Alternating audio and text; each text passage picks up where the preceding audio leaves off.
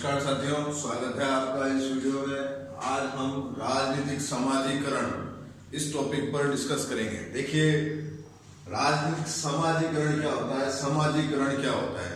देखिए, राजनीति विज्ञान का सामाजिक विज्ञान के अन्य जो विषय हैं उनके साथ संबंध जोड़ा जाता है और उनके साथ भी उनका अध्ययन किया जाता है। इसी परिप्रेक्ष्य में देखें तो ये एक जो समाजीकरण जो प्रक्रिया है, ये समाज शास्त्र का एक सिद्धांत है, उससे लिया गया है ना। तो देखिए, दूसरे विश्व युद्ध के बाद जब सामाजिक विज्ञान का विस्तार बढ़ने लगा, सामाजिक विज्ञान में नए नए अवधारणाओं ने अवधारणाएं आने लगी, तो उसके अंदर जैसे एक समाज शास्त्र विज्ञान के अंदर भी समाज शास्त्रीय संकल्पनाएं विकसित हुई। तो ये समाज शास्त्रीय संकल्पना है जिसका हम उपयोग राजनीति विज्ञान में भी करते हैं और राजनीति विज्ञान के संदर्भ में इसको जोड़कर पढ़ा जाता है, जिससे क्या होता है कि व्यक्तियों की राजनीतिक समझ बढ़ सके। तो उसी आधार पर आज हम अपना जो ये टॉपिक स्टार्ट कर रहे हैं, राजनीतिक समाजीकरण। देखिए, राजनीतिक समाजीकरण समाज शास्त्रीय संकल्पना है जो समाजीकरण से प्रेरित है। मैंने आपको भी ये बताया था कि समाजीकरण समाज शास्त्रीय संकल्पना है, ठीक, जो दूसरे विश्व युद्ध के बाद तरह तरह के इसके अंदर बदलाव देखने को मिले सामाजिक विज्ञान के अंदर। अब देखिए, यह एक प्रक्रिया है। समाजीकरण क्या है? एक प्रक्रिया। राजनीतिक समाजीकरण एक प्रक्रिया है जो व्यक्ति समाज के रीति रिवाज, परंपराओं, मूल्यों, मान्यताओं अतः समाज की संस्कृति और उस समाज का सदस्य बनता है। ठीक है, ये क्या है? एक प्रक्रिया है जिससे व्यक्ति समाज से संबंधित ज्ञान प्राप्त करता है।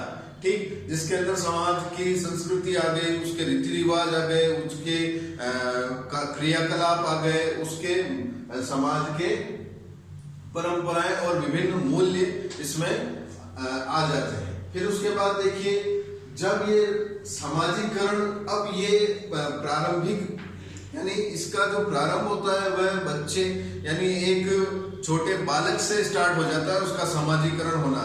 उसके जन्म लेने के बाद जो उसके आसपास जो वातावरण होता है, उस वातावरण से उसकी समझ विकसित होती और उस समझ के आधार पर वह समाज से जुड़ना शुरू करता है और विभिन्न क्रियाकलाप उनसे समाज से करना शुरू करता है। अब देखिए, इसके द्वारा बालक एक विशेष समाज का सदस्य बन जाता है। अब यहाँ विशेष समाज क्या होगा? विशेष समाज यानी कि एक तो समाज उनका जिस सोसाइटी में वो रहते हैं, है ना, और एक समाज ये जैसे राजनीतिक समाज हो गया कि राजनीतिक समझ उसकी बढ़ने लग जाती है जब वह परिवार के वातावरण में मतलब कि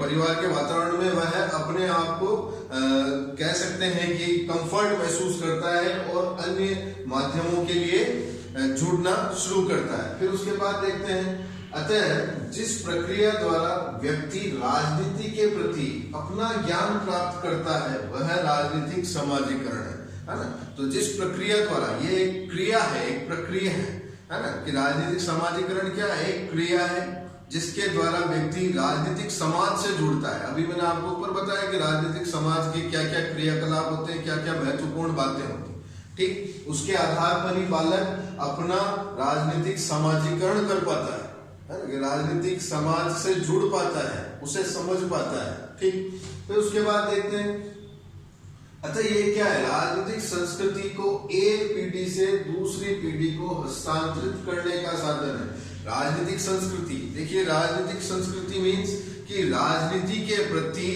एक आम नागरिक या एक साधारण व्यक्ति की समझ, है ना, भाई वो समझ उसकी पीढ़ी दर पीढ़ी हस्तांतरित होती है ना, कि जैसे पहले पिता के पास राजनीतिक संस्कृति है, उससे उसका बालक सीखता है, फिर उससे उसका बालक सीखता है, तो ये राजनीतिक समझ जो है वो पीढ़ी दर पीढ़ी चली जाती है। ठीक है, फिर उसके बाद क्या होता है कि अब देखिए, ये जो राजनीतिक समाजीकरण है, यह राजनीतिक व्यवस्था के सुचारू संचालन में महत्वपूर्ण भूमिका निभाता है ना। राजनीतिक समाजीकरण, राजनीतिक व्यवस्था, है ना, कि भाई राजनीतिक व्यवस्था सफल हो, और अपनी सफलता के प्रयास कर सके, उसके संचालन में यानी उसका सुचारू संचालन हो सके बिना कोई बाधा या रुकावट के, तो ये राजनीतिक समाजीकरण राजनीतिक व्यवस्था के सुचारू संचालन में भी मददगार होती है, सहायक होती है। फिर देखिए अब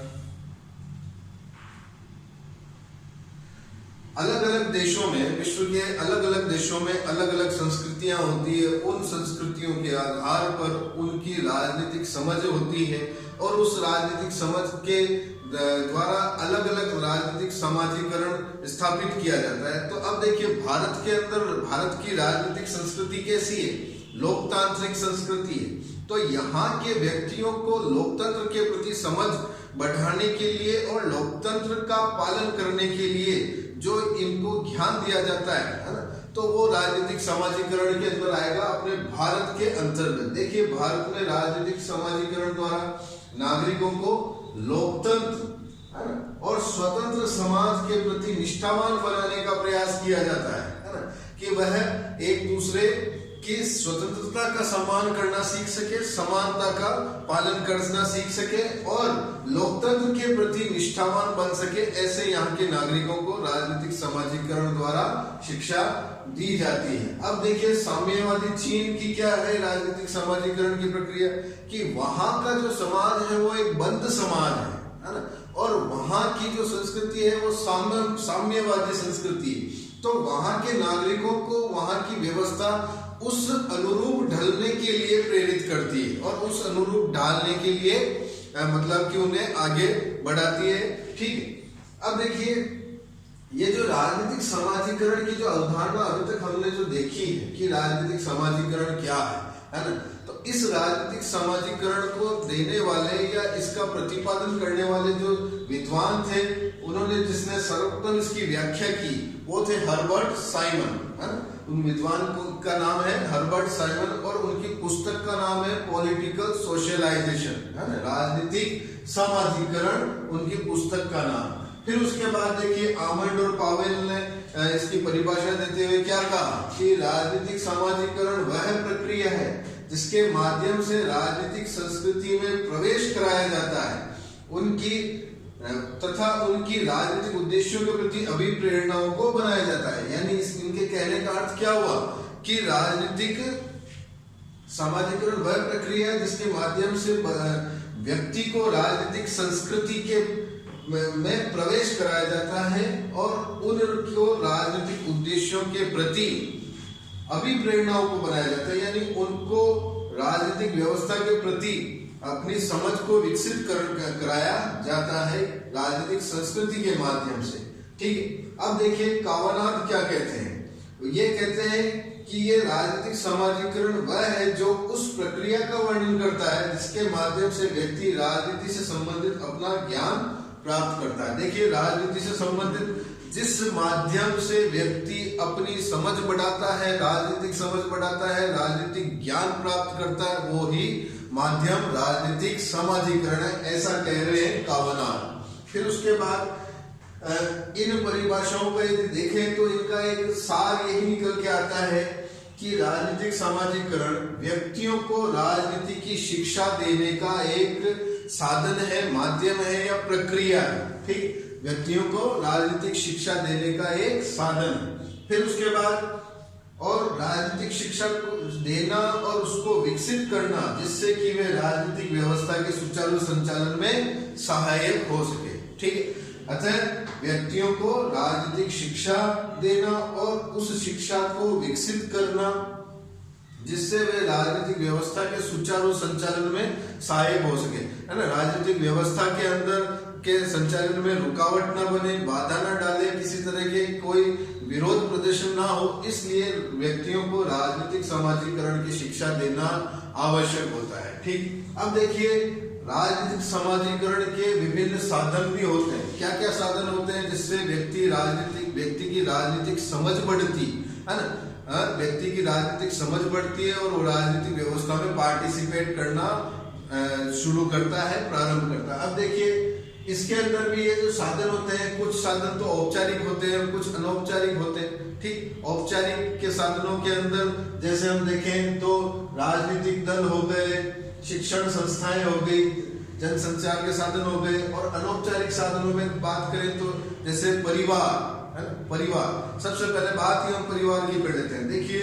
व्यक्ति का जन्म होता है, वो परिवार का सदस्य बनता है, अपने आसपास जो व्यवस्था देखता है, परिवार के रीति रिवाज देखता है, परिवार की संस्कृति देखता है, और परिवार के अंदर होने वाले जो विभिन्न क्रियाकलाप होते हैं, प्रेम, स्नेह, दया, करुणा, जितने भी जो नैतिक मूल्य होते हैं, उनकी समझ उस व्यक्ति में, उस परिवार से ही उत्पन्न होती है, और वो परिवार ही व्यक्ति के विकास में सहायक बनता है। तो यहाँ ये देखा जाता है कि जो उस परिवार के मुखिया का जो राजनीतिक समझ है, या वो जो शुरू से किसी राजनीतिक दल का अनुसरण करते आया है ना, किसी राजनीतिक दल को अगर वो वोट देते आया है, तो परिवार के अन्य सदस्य भी उस मुखिया का अनुसरण करते हैं और उसी राजनीतिक दल से जुड़ जाते हैं, है ना।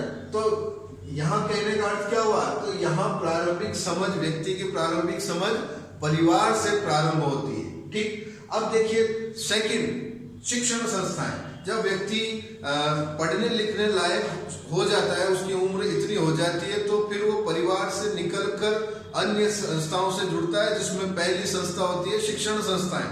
अब वो शिक्षण संस्थाएं जैसे विद्यालय जाता है, विद्यालय में अपने सहपाठियों से मिलता है, अपने शिक्षकों से मिलता है, तो जिस तरह का जो वहाँ शिक्षण संस्थाओं में उसको जो वातावरण मिलता है, जैसे शिक्षकों का प्रभाव उस पर पड़ता है, अपने सहपाठियों का प्रभाव पड़ता है, और उनकी राजनीतिक समझ से वो प्रभावित होता है और अपनी राजनीतिक समझ से को विकसित कर पाता है। ठीक, जैसे शिक्षक यदि किसी नेता विशेष से अगर प्रभावित है, तो शिक्षक उसके बारे में लगातार चर्चा करते हैं, तो जिससे क्या होता है कि बालकों के मन के ऊपर भी शिक्षक का प्रभाव पड़ता है। ठीक, तो जिससे भी उसकी राजनीतिक समाजीकरण